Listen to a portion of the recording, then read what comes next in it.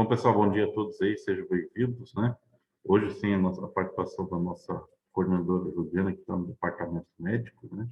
Hoje teremos a nossa palestrante, a Larissa Schmoller-Brents, graduada em Engenharia Mecânica pela Unesp, cursando MBA em Gestão de Empresas pela USP, na Exalc. Ela é analista de negócios da Sênior do PTI e vai falar hoje sobre o jeito Amazon de inovar. Com base em um podcast da Ace Startup, o tema será um bate-papo com várias ideias de como aplicar os princípios da Amazon no dia a dia das empresas. Larissa, tá com você a, a bola. Fique à vontade aí, sim. Obrigada, Nilmar. Beleza, então.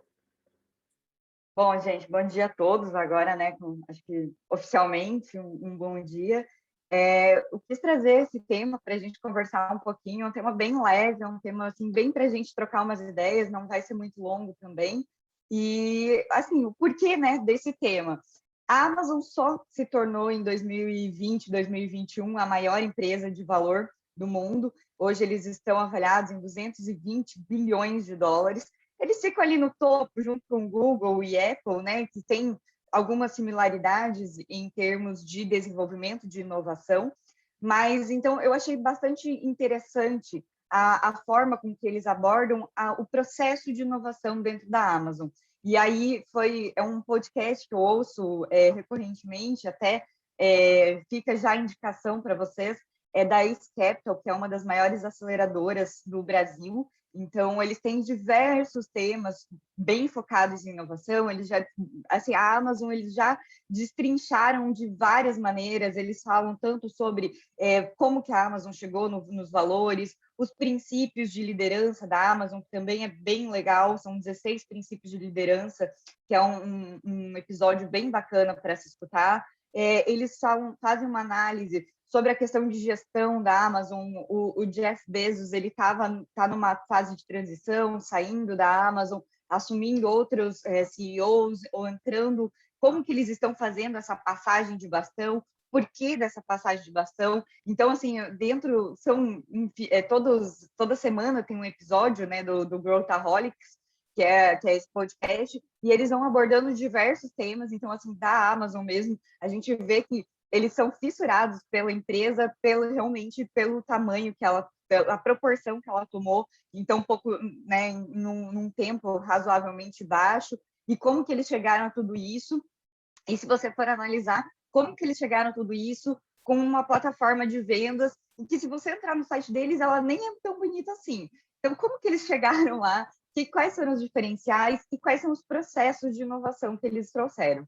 Eu acho que até em todas as conversas que eu tive com o pessoal aí em Marechal sobre o centro de empreendedorismo, né, do que a gente está estruturando, eu comentei muito sobre a questão de processo para inovar. A gente comenta muito sobre isso, né? A gente precisa ter um processo muito bem definido para que a inovação seja efetiva. Então, aqui eu vou apresentar para vocês um dos modelos de processo que são levados para que a inovação aconteça, para que ela seja avaliada, com algumas peculiaridades que é do sistema da Amazon. Então, para começo de conversa, eles falam que tudo deve começar com o cliente. Eles têm obsessão pelo cliente. E isso vai desde as pessoas que eles contratam para fazer parte da equipe, elas precisam ter essa visão de foco do cliente, no cliente, do cliente. Eles têm uma obsessão de entender como que o cliente vê as coisas, como que ele quer aquilo sendo entregue. Então, até aqui entra muito já linkando com essa questão do site que eu comentei. Se a gente pega e analisa o site da Amazon, ele é um site muito simples, ele não tem muitas partes que você vai entrando, ele tem um visual, chega até a ser feio, acho que agora está um pouquinho mais bonitinho, mas ele não tem muito nada demais. E qual que foi a sacada da Amazon com relação ao site? Primeiro, quando eles colocavam um site bastante simples, dava a impressão para os usuários de que aquele produto é acessível para o bolso dele, é acessível para aquilo que ele quer, e o diferencial que eles colocaram foi a questão de logística. Eu não sei se vocês compraram algum produto da Amazon ou algum livro pela Amazon nos últimos dias, nos últimos tempos, mas a logística deles está absurda. Hoje, eu compro livro num dia com Foz, no dia seguinte ele está na minha casa. Então, essa é uma logística, eles fizeram um gerenciamento de logística em que, para mim, principalmente nesse tempo de pandemia, hoje, e olha que eu sou super a favor de a gente comprar no comércio local, sou a favor da gente apoiar as livrarias locais também, ainda assim, quando eu me vejo, o preço deles é muito bom e a logística é absurda. Então, às vezes faz mais sentido para mim comprar pela internet, porque vai chegar mais rápido do que eu esperar até final de semana para poder ir na livraria, para poder comprar. Então, assim, eles tiveram um diferencial que aí é onde, assim, que a gente já analisa até um pouquinho mais para frente, eu vou puxar um pouquinho isso também, mas a diferença do foco no cliente e o foco do cliente. Quando a gente fala foco no cliente, é basicamente, olha, eu quero comprar um livro e eu quero que ele chegue na minha casa. Agora, né, na visão de quem está desenvolvendo o site, quem está pensando, pode ser isso. Então, esse é o foco do cliente. O cliente quer um livro na casa dele. Agora, qual que é o foco do cliente? É basicamente o livro chegar rápido, é eu ter a satisfação que dá na experiência que está ali, ou ainda a gente pode ir no site. Quando a gente vai pegar o desenvolvimento do site, né, você tem várias camadas e você tem diferentes formas de programar um site, em que se você clicar no botão, ele carrega mais rápido ou carrega mais devagar aquele determinado site. Então, isso, a simplicidade do site deles atende essa nossa, hoje que a gente tem esse, assim, a ansiedade, né, que tudo aconteça muito rápido, então não funciona, você tem que ficar clicando lá para ver se abre mais rápido.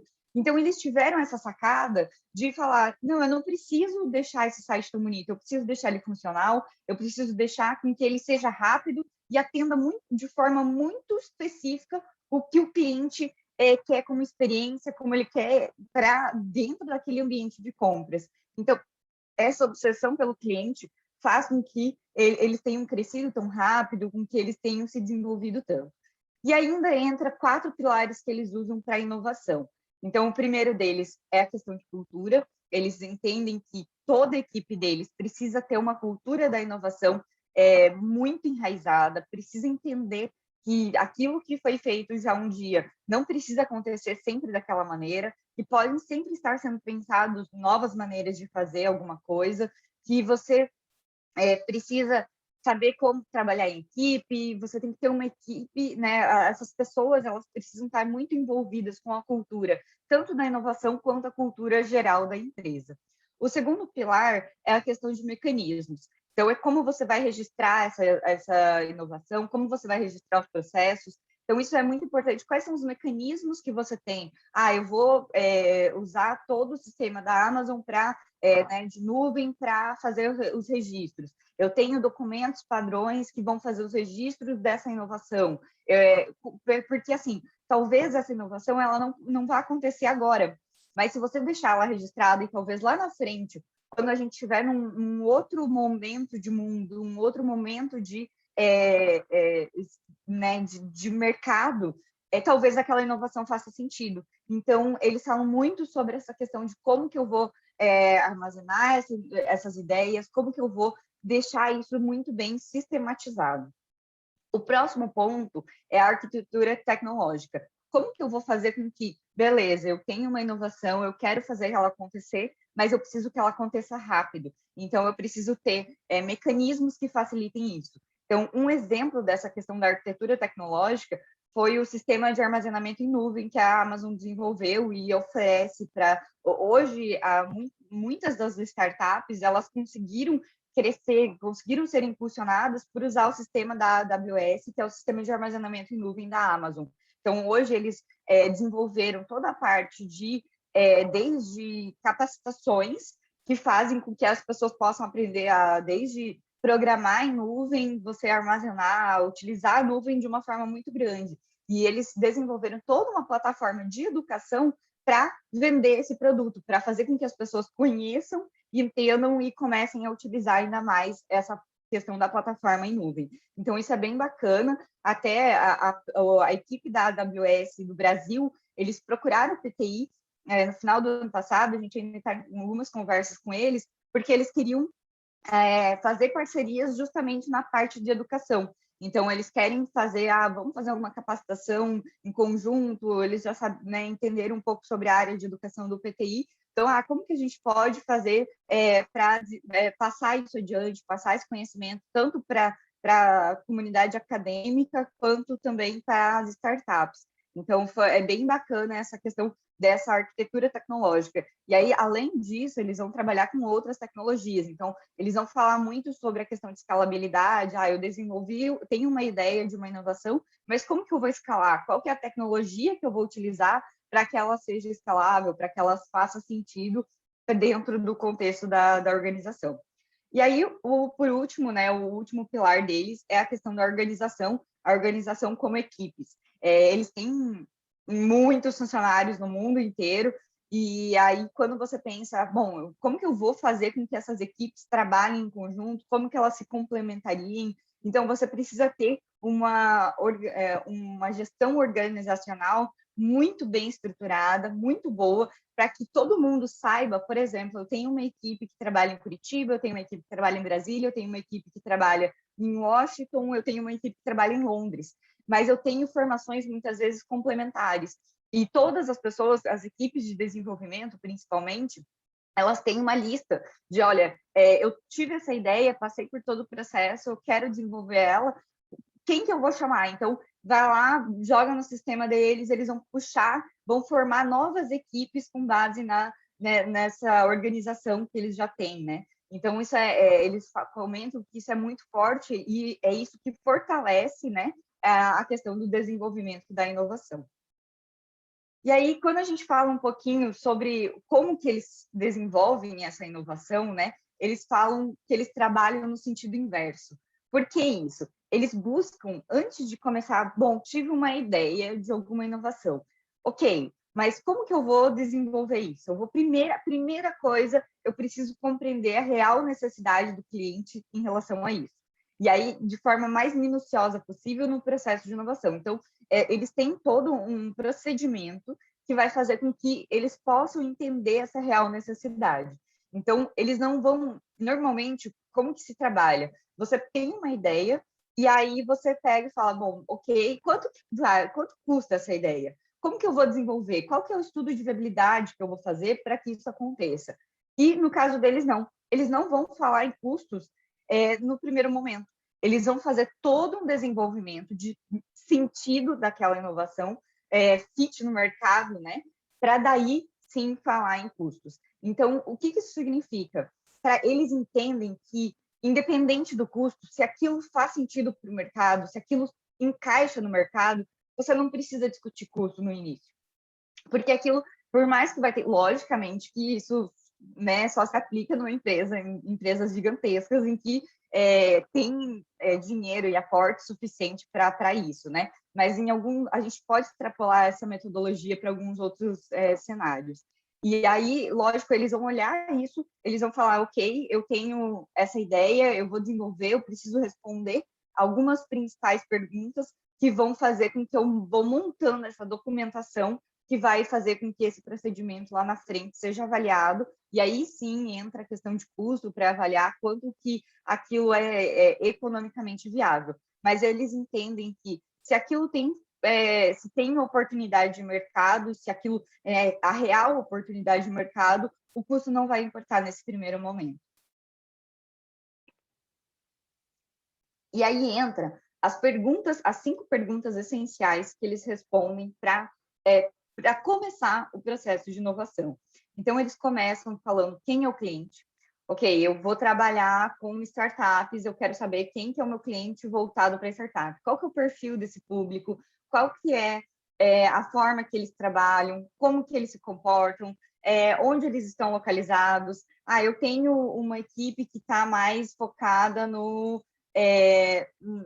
parte do rural. Não, eu tenho uma equipe que está mais focada na cidade. Como que eu vou... Eles fazem um checklist completo, define muito bem quem é esse cliente, para daí seguir para a pergunta seguinte, que é, ok, agora eu já sei quem é meu cliente, qual que é o problema que queremos resolver para esse cliente?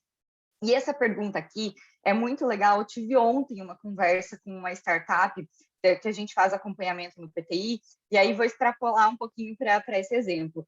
O empreendedor, ele estava falando, a gente estava discutindo, e aí ele comentou assim comigo: olha, Larissa, eu tenho um produto muito legal, eu tenho uma solução muito bacana, todo mundo acha muito bacana a minha solução, mas eu tô na porta do gol, eu chego para as pessoas, apresento, todo mundo fala: olha, é incrível a tua solução, achei muito bacana, mas quando é para fechar o negócio, eu não estou conseguindo fechar o negócio.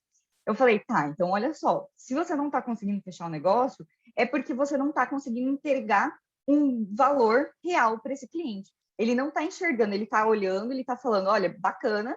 Eu dei um exemplo para ele do computador de bordo do carro, que é assim, é legal você ter aquelas informações. Então, você tem lá qual que é o consumo instantâneo, qual que é o consumo médio, como que você usa, mas você precisa querer usar aquelas informações. Então, você precisa, se você não quiser, você tá ali e você paga mais no carro pelas aquelas informações do computador de bordo e nem, não necessariamente você vai fazer utilização daquilo. Então, se você não ficar olhando, você falar: ah, não, beleza, vou pisar menos, vou cuidar aqui para consumir menos, como que eu posso fazer uma direção mais eficiente, você só vai ter aquele computador de bordo, você pagou a mais por ele, e ele não está te entregando um real valor, ele não está te entregando um valor agregado no teu veículo maior. E é isso que ele estava fazendo. Ele está entregando várias informações em que o cliente dele não está enxergando como que ele vai utilizar aquela informação. Então, olha, o que você vai ter que fazer é mudar tanto a tua forma de venda quanto a tua forma de oferta de serviço. Então, por exemplo, ok, eu estou gerando informação. O que você acha de você ofertar uma capacitação para os funcionários, para que vai fazer com que eles consigam entender como usar aquelas informações? Aí você já está agregando um outro serviço e você está entregando um maior valor agregado no teu produto. Além disso, ele falou: ah, legal, eu pensei em fazer uma consultoria, mas o problema da consultoria é que se eu vou precisar de pessoas específicas e, por exemplo, se eu tiver um cliente lá no Rio Grande do Sul, se eu tiver uma pessoa contratada especificamente aqui, eu vou precisar ter tempo de deslocamento, vou pagar horas e vai ficar muito caro e não vai dar. Concordo, não dá para seguir nessa linha. Então, o que você acha de você fazer um banco de cadastros em que esse profissional, você pode pegar profissionais do Brasil inteiro que vão se cadastrar na tua plataforma e quando você estiver atendendo um cliente no Rio Grande do Sul, você vai ter uma pessoa cadastrada que vai trabalhar por horas, né, como autônomo, naquele local. Então, você descentraliza a questão da logística e você otimiza os teus custos. Ele falou: poxa, legal. Então, a gente foi assim, conforme a gente ia fazendo perguntas, a gente foi adentrando no produto dele, a gente foi entendendo que a solução dele era uma solução muito bacana, mas que a gente precisava agregar esses novos valores para que realmente o pessoal consiga ver valor naquilo, né? Então, essa pergunta, acho que ela faz muito sentido, ela talvez seja, ao meu ver, uma das mais importantes a serem respondidas, porque muitas vezes aquilo que faz sentido para mim não faz sentido para o outro. Então, o outro é o cliente. Então, realmente é uma pergunta que a gente precisa desenvolver ela de maneiras bem aprofundada e de uma forma também bem descentralizada. A gente precisa trocar muita ideia com muita gente para poder desenvolver essa pergunta. A pergunta número 3 é: qual o benefício claro, que esse cliente pode obter através do produto e serviço desenvolvido? Então, quando a gente responde a 2, a 3, praticamente ela já está respondida também, mas que foi o caso dele. Então, eu falei: ok, você está captando informações, você está gerando essas informações, e aí ele falava assim: ah, está gerando um monte de benefício. Falei: ok, um monte de benefício. Qual é o benefício real para o cliente? O que ele está ganhando? Ah, ele está conseguindo fazer uma gestão mais eficiente. Ele quer fazer essa gestão mais eficiente? A gente estava brincando, né? Porque, eu coloquei um monte, né? Aportei um dinheiro grande para ter aquele negócio. E aí, muitas vezes, eu já gastei aquele dinheiro. Eu não quero exatamente saber como que está minuciosamente o meu negócio, né? Porque se eu ficar fazendo ele a conta no papel, talvez até você já tenha esse feeling Ah, mas eu não sei se está dando aquilo que eu esperava. A gente fala muito sobre a questão de expectativas, né? Às vezes, quando você vende, vamos lá, desde placa fotovoltaica, a qualquer tipo de negócio, né? Se vende uma expectativa muito alta. Então, por exemplo, num projeto de fotovoltaica, se vende a expectativa, olha, você vai economizar R$ 8.000 por mês, ou num negócio, ou numa casa, você vai economizar R$ 300 por mês com a tua placa fotovoltaica. Só que aí começou a chover, instalou, choveu o mês inteiro. E aí a tua expectativa não é atendida. Então, aquele mês que estava ali no teu estudo de viabilidade, contando que você ia já estar recebendo e que você já estaria abatendo o valor investido, não está contando. Só que você já pagou a tua placa. Então, não necessariamente é que o cliente quer ter aquela informação. Ele vai falar, não, eu já gastei, já está tudo certo, tudo bem, vai levar um mês a mais, mas eu não quero saber exatamente isso.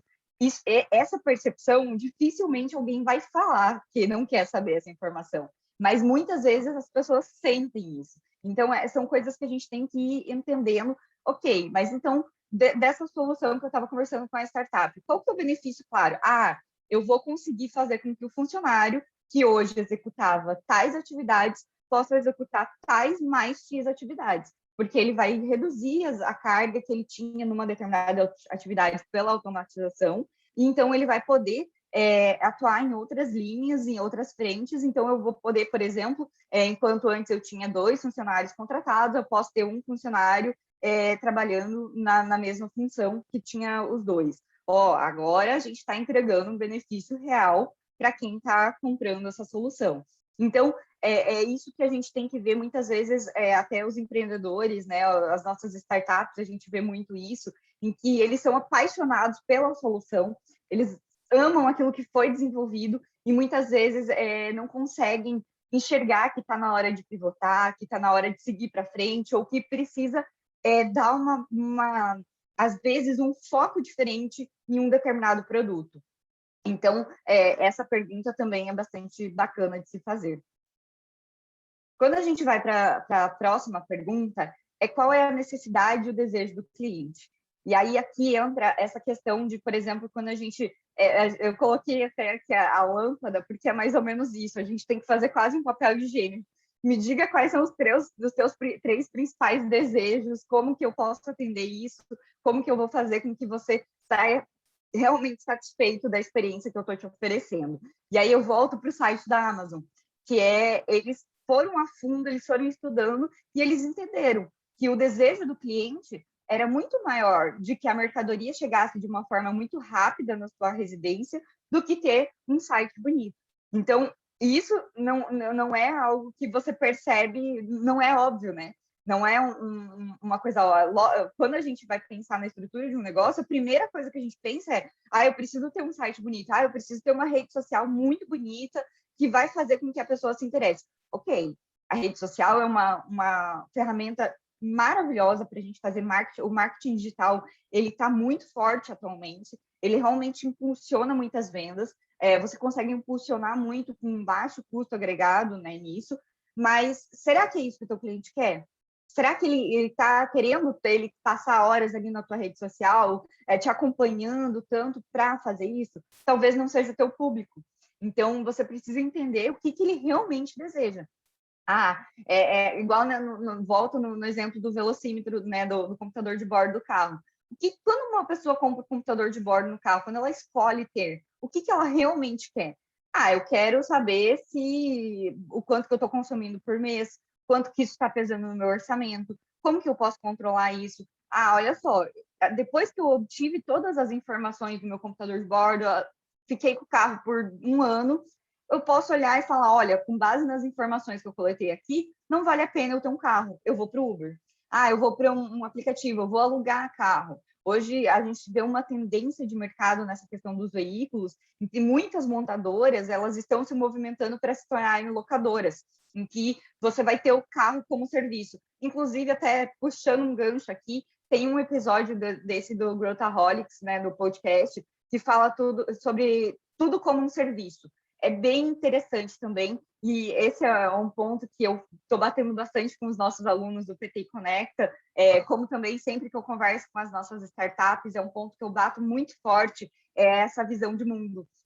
Quando a gente está fazendo inovação, a gente precisa ter uma visão ampla de mundo, a gente precisa estar muito antenado, a gente precisa estar ouvindo e consumindo informação o tempo todo, porque ainda mais no mundo de hoje, né, a gente tem mudado tudo tão rápido, então a gente precisa estar de olho nas tendências, a gente precisa entender o que está acontecendo no mercado, seja no seu mercado como nos outros mercados, porque muitas vezes você pode agregar coisas que você nem imaginava no teu negócio. Então, você obter muita informação faz com que você tenha mais inspirações, mais ideias e que você consiga deixar o teu negócio muito melhor. E aí, então, quando a gente coloca essa necessidade e desejo do cliente, ela vai nessa linha de fazer esse estudo, e você também vai, por último, e não menos importante, qual é a experiência do que o cliente vai usufruir utilizando esse serviço. Então, esse é um outro ponto que hoje a gente também discute muito, que é a experiência do usuário, como que ele vai entender aquilo, como que aquela plataforma vai ser atingida. Hoje eu vejo que uma das coisas que evoluiu muito rápido na pandemia, mas que a experiência do usuário ainda não está muito legal, são as plataformas de reuniões, né? As plataformas de videochamada. A gente tem diversas plataformas e cada uma delas tem um negocinho e elas não são tão intuitivas. Então, quando você pega às vezes, por exemplo, se eu vou colocar, a gente foi, por exemplo, no Dia das Mães do ano passado, a gente foi chamar a minha avó, a gente fez uma chamada de vídeo com a minha avó, né, porque ela estava longe de todos os filhos e tudo mais. E, gente, para um idoso, uma plataforma dessa não tem jeito nenhum. E mesmo às vezes não precisa nem ser um idoso, uma pessoa que não tem muita familiaridade, que não entra tanto. Então, ela não é familiar, sabe? Você não consegue, não é intuitiva. Outra questão que eu vejo bem a experiência do usuário, que é muito diferente. Hoje, para a gente trabalhar em home office, trabalhar integrado com equipes, a gente tem usado muito as plataformas do Google, da Microsoft, para trabalho em equipe, né, tudo online. E a plataforma do Google, ela é extremamente intuitiva. Você vai lá, você sabe o que você está fazendo, mas ela tem uma limitação nas ferramentas que ela oferece. Então, por exemplo, eu tenho lá o Google Planilhas, ele é ótimo para trabalhar em equipe, mas se você precisa fazer uma programação um pouquinho mais avançada, ela não tem as mesmas ferramentas do Excel. Agora, quando eu pego a plataforma da Microsoft, eu já consigo trabalhar online com o Excel, então isso é bem legal, eu consigo já usar muitas as questões, né, todas as fórmulas que eu tenho ali no Excel, no online, que é muito legal, que facilita muito a vida, porém a plataforma da Microsoft, ela não é muito amigável. Então, eu mesma, que né, já sou super antenada com tecnologia, eu vejo bastante, volta e meia vejo me batendo. Esses dias marquei uma reunião para o PT inteiro, sem querer. Aí tava o pessoal me mandando mensagem, Larissa, você me marcou na reunião? Eu falei, não.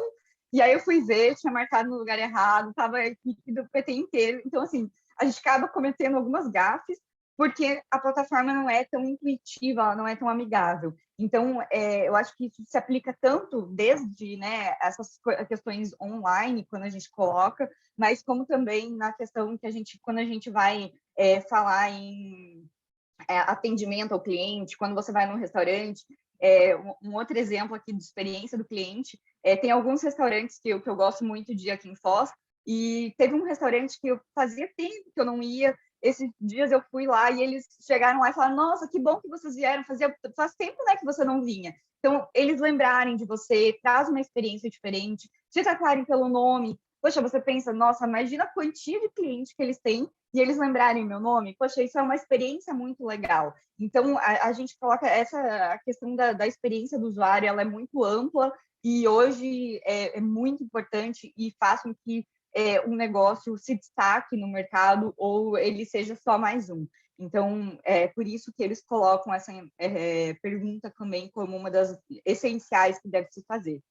E aí, como que eles respondem todas essas perguntas, né? Eles começam a responder isso com suposições internas, fontes de dados, né? Então, começa lá, que é isso que eu comentei. O que eu gostaria de ser atendido? Como que eu gostaria de acessar essa plataforma? Então, quem está desenvolvendo, primeiro pensa se pensa, né, a equipe interna como cliente, e eles vão fazendo algumas suposições. Em seguida, eles buscam um banco de dados, então feedbacks de produtos, de mercado, avaliação de produtos, comentários, chats. Então, por exemplo, lá na Amazon, no site, todo produto, ele tem umas 5 estrelas, né? Quantas estrelas ele recebeu, qual que são as avaliações. Então, eles vão, eu vou desenvolver um produto que é semelhante a um que já está na plataforma de venda. Então, eles vão fazer um compilado de produtos semelhantes, serviços semelhantes, e vão ver os feedbacks que tem lá nas avaliações. Então, eles fazem todo um compilado, logicamente, né? Eles trabalham com inteligência artificial para fazer toda essa coleta de dados, eles têm muitas ferramentas para isso, mas a gente às vezes pode fazer de uma forma muito mais simples. Por exemplo, no Facebook, a gente tem muitos grupos de compra e venda, avaliações. Aqui em Foz tem um grupo que eu nem sei se existe ainda, mas era elogios e reclamações Foz do Iguaçu. E lá tinha o pessoal reclamando, elogiando de tudo. Então, ali, por exemplo, se eu quisesse abrir um restaurante, nossa, eu preciso ir para aquele grupo, eu preciso estudar tudo que tem lá, ver todas as reclamações, ver todos os elogios e falar, opa, eu parto daqui, eu parto do que o mercado está me passando. E aí eu vou aplicar isso no meu produto, no meu serviço, na forma que eu quiser. Então, esses feedbacks reais sobre o nicho que você está entrando são muito importantes. Claro que vai ter alguns casos em que você, sei lá, algum produto muito disruptivo, né, um serviço muito disruptivo, você não vai ter esses feedbacks. Então, aí você vai ter que ir na metodologia da startup enxuta, né? Coloca no mercado, testa, recebe feedback e revisa e tenta novamente. Então, é trabalhar rápido, errar rápido para corrigir rápido. Então, essa metodologia de startup enxuta, ela é muito importante também nesse ponto aqui. E aí, outro ponto que eles colocam são os estudos de mercado, então, contratar consultorias especializadas para mandar, tem aquelas pesquisas pagas, né? Então, isso também faz parte dessas respostas. E, por último, a proximidade dos clientes. Eles estavam comentando que eles têm alguns clientes, os primeiros adotantes, né, da tecnologia, são aqueles clientes que, quando a gente aplica a metodologia NPS, que quando alguém, até eu respondi ontem uma do Nubank, você recomendaria esse produto para um amigo ou para um familiar? De 1 a 10. Então, você tem né, nessa metodologia de avaliação os detratores, os fãs, né, os impulsionadores e as pessoas neutras. Então, é a partir dessas pessoas que vão respondendo essas pesquisas, que você tem uma proximidade maior, você vai abordando um pouco mais e entendendo como que esse seu produto pode se encaixar no mercado e se ele faz sentido. E aí, algumas observações importantes que eu trouxe sobre esse podcast como um todo, né? Eles falam muito sobre o método tradicional de avaliação de investimento em uma inovação começa pelo estudo de viabilidade, né? Se essa inovação vai seguir ou não, começa pelo estudo de viabilidade econômica, que é o que a Amazon inverte isso, né? Ela coloca lá no final. Eles têm o método de inovação, é um ótimo exemplo do modelo de startup enxutas, que é isso que eu comentei, e a diferença do foco no cliente e do cliente. Então, que é isso que, muitas vezes a gente dá o foco no cliente, mas aquilo não é o foco do cliente. Eu achei essa pequena jogada de letra, né? Não é nem de frase, a gente troca uma letra, e essa troca da letra faz uma diferença muito grande naquilo que você vai apresentar. Então, eu achei bem, bem genial essa frase, para que a gente tem que entender qual que é o foco do cliente, e não no cliente. E aí, agora um pouquinho sobre o procedimento em si, então, que eles fazem, né? Eles começam fazendo toda uma narrativa dessa inovação. Eles vão começar pelo resumo de imprensa. Eu achei isso aqui muito legal, e que, por exemplo, eu tive uma ideia, a primeira coisa que eu vou fazer é fazer como que eu vou, se eu pegasse essa ideia que eu tive hoje e ela fosse publicada para a imprensa. Então, eu vou fazer um resumo de imprensa com uma data futura, que pode ser 12, 18 ou 24 meses. Então, nesse resumo por que um resumo de imprensa, né? Porque ele precisa ter uma linguagem simples e clara. Então, você vai falar para o mundo o que aquela inovação está querendo apresentar. Então, às vezes, quando a gente vai fazer inovação, a gente vai lá, a gente vê isso muito com as startups que estão trabalhando com blockchain. Eles querem explicar toda a arquitetura da programação, querem colocar como que vale, não sei o quê. Se a gente fosse colocar na imprensa, né, o que significa o blockchain? Significa a segurança daquilo que está sendo colocado. Então, eu tenho uma codificação que vai entregar a segurança, que vai entregar uma confiabilidade nesse documento, nessa obra de arte, nessa programação, em qualquer coisa, nas criptomoedas, né? Então, por que a criptomoeda está crescendo tanto? Porque ela tem muita segurança. A gente estava conversando que o Bitcoin, ele tem, acho que são 15 anos de existência, e ele nunca foi falsificado, nunca foi, ninguém conseguiu corromper essa moeda. Então, é isso que a blockchain entrega, é segurança. E é isso que eles colocam. Então, eu tenho que colocar como para que quem estiver lendo uma reportagem no jornal consiga entender aquela minha tecnologia. E aí, colocando, inclusive, depoimentos fictícios, tanto de clientes quanto dos diretores da Amazon. Eu achei isso bem curioso, porque eles têm que se colocar no lugar do diretor. Então, quando eles vão desenvolvendo essa narrativa, eles vão tendo que se colocar no lugar de diferentes atores, né, no sistema, desde o cliente ao diretor da empresa, aos stakeholders, então, ao fornecedor, eles vão tendo que se colocar em cada uma deles para detalhar tudo o que está sendo proposto. O segundo ponto que eles colocam nessa narrativa são as perguntas frequentes. Então, eles começam a imaginar, ok, lancei esse meu produto no mercado, quais serão as perguntas que serão frequentes que a gente vai ter que responder? Então, eles colocam tantas perguntas quanto as respostas, e muitas vezes essas respostas não são fáceis de responder, e aí eles vão colocar essa lista de perguntas lá. O resumo de imprensa, ele não pode ter mais de uma página, já as perguntas frequentes pode ter um pouquinho mais de uma página, mas eles também tentam deixar isso o mais conciso possível. E aí, por último, eles colocam a visualização. Então, sabe quando alguém está desenvolvendo um aplicativo? Muitas vezes você não vai desenvolver todas as funcionalidades do aplicativo, mas para você vender, para fazer o pitch, você faz uma tela inicial, né? Você faz só aquela a ideia do que vai ser o teu produto. Então, é isso que eles colocam. Então, mesmo que seja uma ideia, que seja, né, um software, que seja um serviço, você tem que tentar materializar aquilo para que as pessoas consigam visualizar o que vai ser a tua ideia.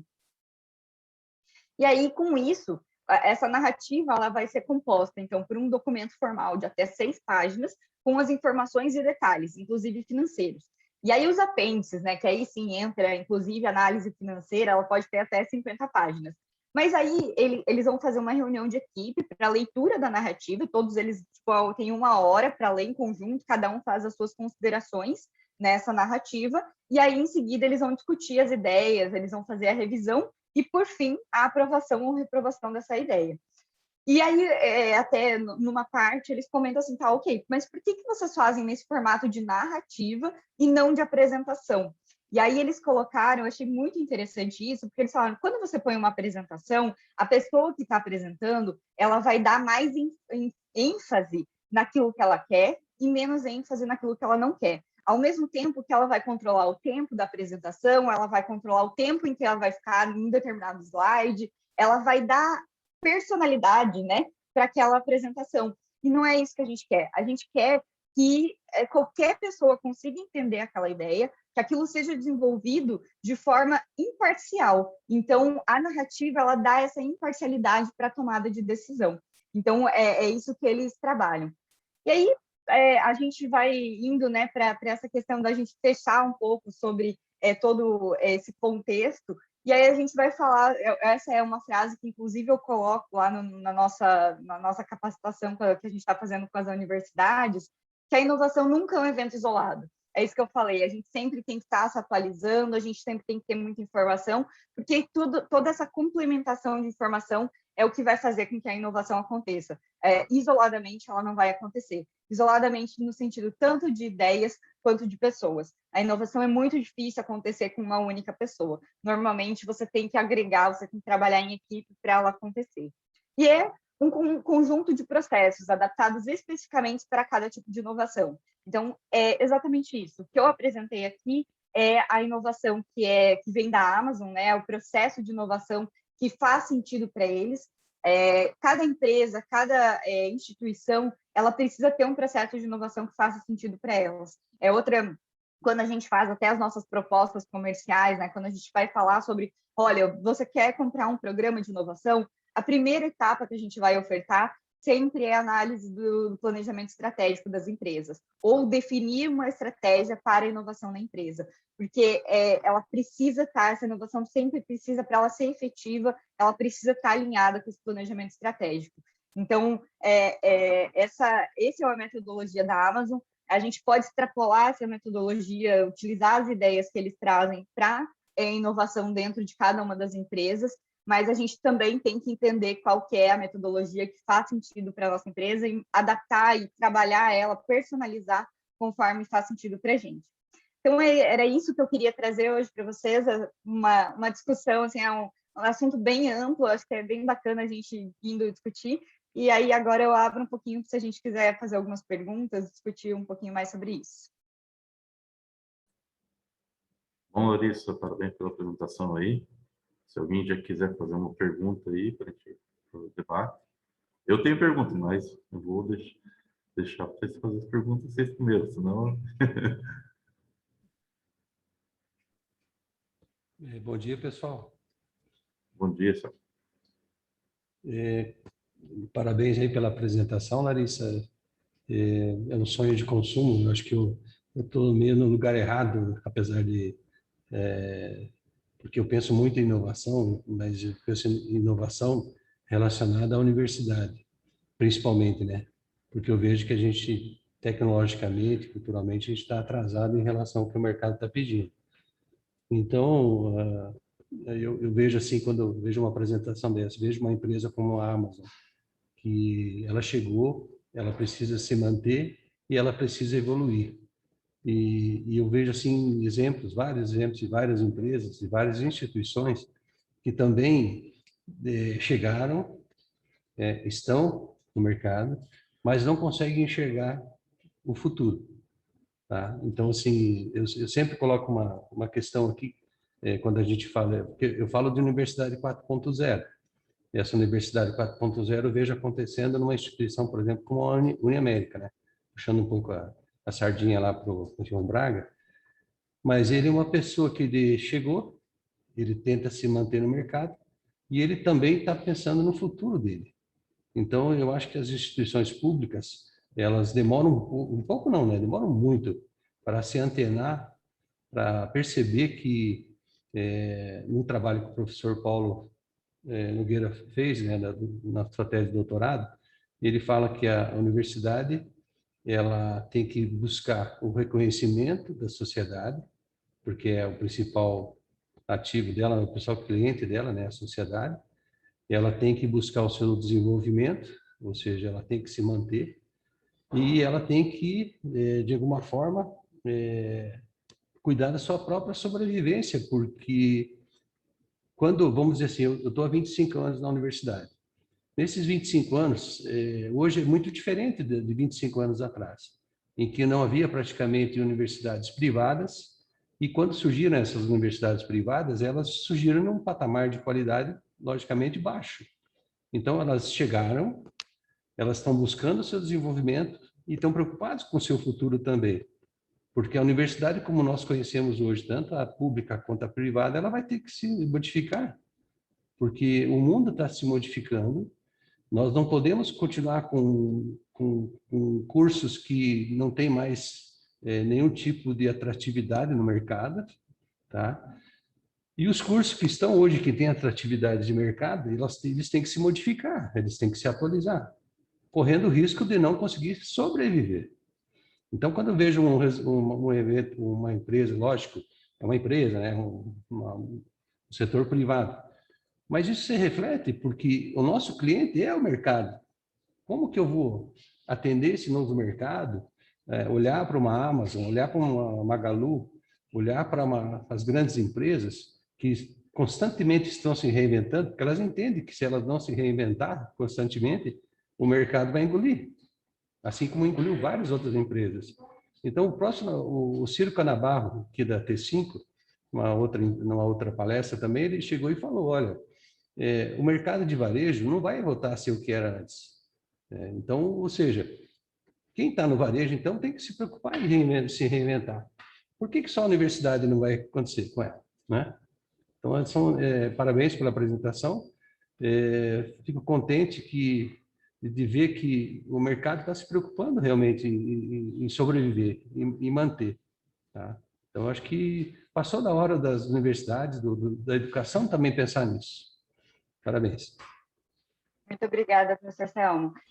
Eu acho que, complementando isso que você comentou, em 2017 eu tive a oportunidade de fazer uma capacitação na Áustria, e aí eu estive em duas universidades lá, a Universidade Técnica, né, da Áustria, e a BOKU, que é que fica bem próximo também da capital, né, de Viena, e lá o modelo é bem nessa linha, sabe? Eu achei muito interessante o modelo da universidade lá, porque lá o governo ele mantém toda a universidade, então toda a infraestrutura básica, inclusive professores, toda a parte, né, de infraestrutura em si, o governo financia.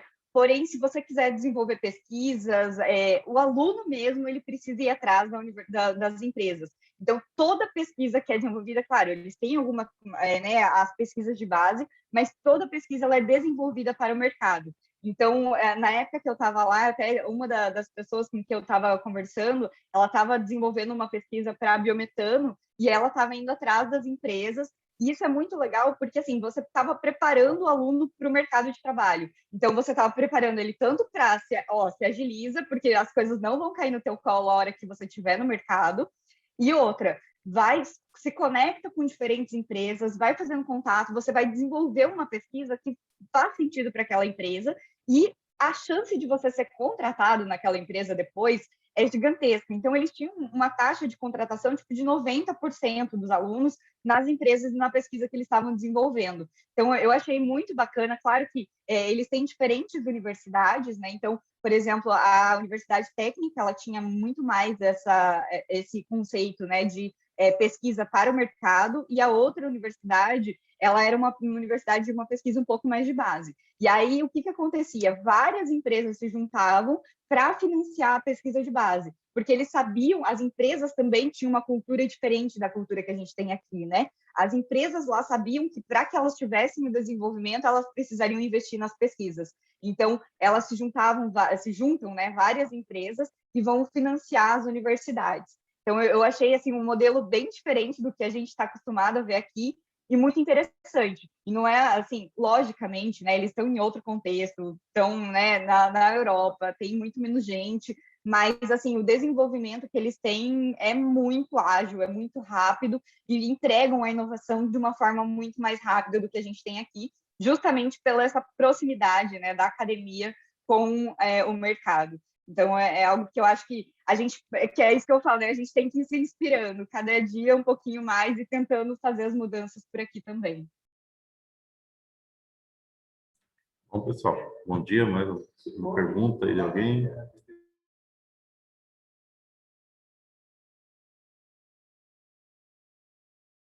Então, tá. Só para... Eu acredito que, assim, eu vou fazer uma colocação e talvez uma pergunta, né? Eu acredito que nós temos, às vezes, assim, quando tratamos de entender as necessidades do cliente, nós temos o hábito ruim de tentar pensar por ele, né? Às vezes até o consultor pensa pelo cliente, o consultor de marketing, o consultor assim, acaba pensando por ele, pelo cliente. Nesse caso, assim, o que vocês, Larissa, principalmente quando a gente vai ensinar pessoas, né, a gente fala assim, ó, o pessoal da startup vai lá atrás validar, vai lá perguntar para o cliente, vai lá ter certeza do que você está achando que é. Então, vai lá entender o problema, vai lá ver se a solução serve para ele, ele compra essa solução, usar.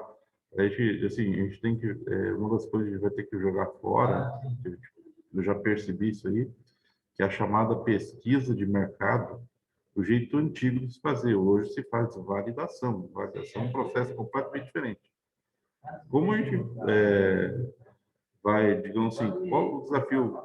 Como vai conseguir atender o desafio de fazer com que as pessoas comecem a fazer pensar, digamos assim, as pessoas comuns mesmo, não estou falando de assim, só quem é pesquisador, quem cria produto, mas assim, começar a ir validar suas ideias, as suas hipóteses, ao invés de tentar pensar pelo cliente.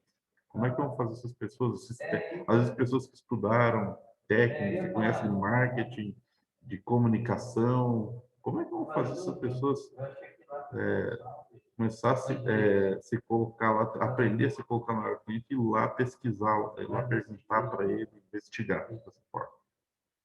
Eu acho que aí entra exatamente o papel que tem as incubadoras e as aceleradoras, né? Porque até toda a metodologia, né? Quem está estudando um pouco mais nesse meio, você pega vários livros, né, de empreendedorismo, fala muito sobre, olha, você precisa testar e errar o mais rápido possível para evoluir o teu produto, o teu serviço. Só que o que acontece muitas vezes? As pessoas preferem fazer hipóteses porque para ela testar, ela precisa tirar dinheiro do bolso, precisa tirar dinheiro do seu fluxo de caixa. Então, como que ela vai fazer isso? Eu não posso testar se eu não tenho dinheiro para testar. Eu preciso vender para daí, né, poder fazer esses testes. Então, isso muitas vezes não fecha, né? E aí entra o papel da incubadora e da aceleradora. Porque quando você entra numa incubadora, o investimento que você vai receber não é um investimento tão alto, mas é um investimento que serve justamente para isso, para você ir lá, construir o teu protótipo, para construir o teu MVP e você colocar no mercado. Então, muitas vezes a pessoa não vai querer pagar por um produto inacabado, mas se você ofertar aquele produto para ela testar sem custos, com certeza, assim, a gente tem que acreditar muito as pessoas, elas estão dispostas a ajudar. Eu acho que aqui, ó, a gente está nesse grupo do Iguaçu Valley, isso demonstra. Está todo mundo aqui participando do encontro sem ganhar nada. Então, assim, a gente gosta de se ajudar. A gente precisa acreditar nisso. E quando você tem uma incubadora, uma aceleradora, em que ela vai financiar esse teu teste inicial, você pode chegar para o teu cliente e falar, olha, tá aqui, pega esse produto. Ele não está 100%, mas testa para mim, deixa eu te escutar, deixa eu entender como está funcionando. Então, você vai pegar esse recurso, né, que seja tanto da questão da incubadora quanto da aceleradora. Quando a gente vai falar em aceleradoras, a gente vai falar em valores maiores e também uma maturidade de produto maior. Então, eu já vou lá na frente, já vou estar indo mais para mercado.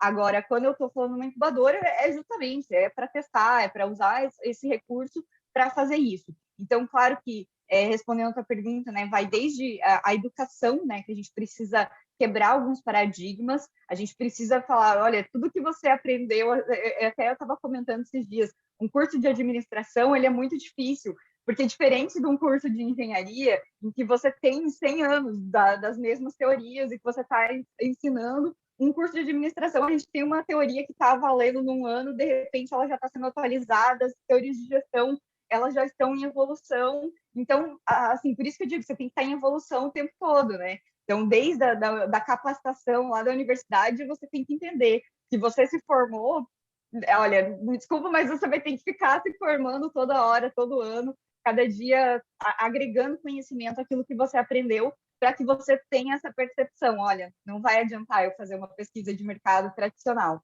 eu preciso encaixar dentro daquilo que eu estou trabalhando agora. Claro que existem alguns setores que ainda faz sentido, então você precisa identificar quando faz sentido, quando não faz sentido, e ir trabalhando com isso.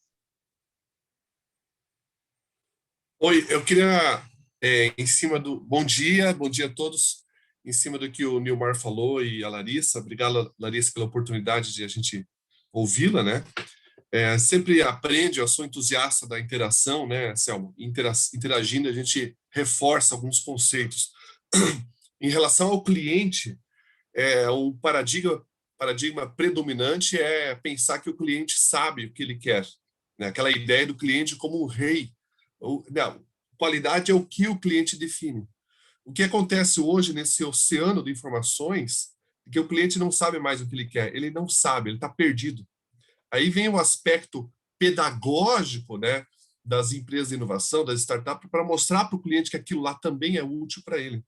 Então, o ouvir o cliente é importante como um dos elementos, mas não pode ser o único, porque, como eu disse, o cliente não sabe, né? Ele ele nem percebeu que aquilo lá é necessário, ele nem foi criada a necessidade nesse cliente, né? Uma solução para uma coisa talvez que ele nem imaginou que, um problema que ele imaginou que talvez não tivesse. Então, é um aspecto importante quando nós falamos de inovação, né? O cliente está perdido também. Então, quando nós falamos, acho que é importantíssimo, estou questionando a filosofia da Amazon, longe disso, né? Mas diferença no foco no cliente, sim, nós temos que buscar o cliente, e do cliente. Então, a minha observação é, a partir do cliente, mas também criando esse entendimento. Só isso. Obrigado.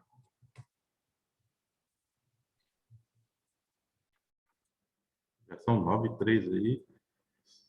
Se tiver um tempinho para fazer uma pergunta e alguém tiver uma curiosidade aí.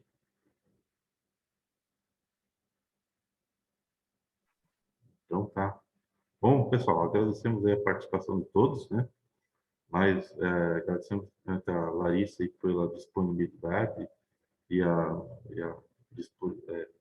disposição de falar sobre esse assunto para a gente aí, que acho que hoje foi mais um dia de grande aprendizado para todos. Tá? Um bom dia a todos aí e até a próxima quarta-feira. Um bom dia a todos, até quarta. Tchau, tchau. Bom dia, gente. Bom dia, até mais para vocês.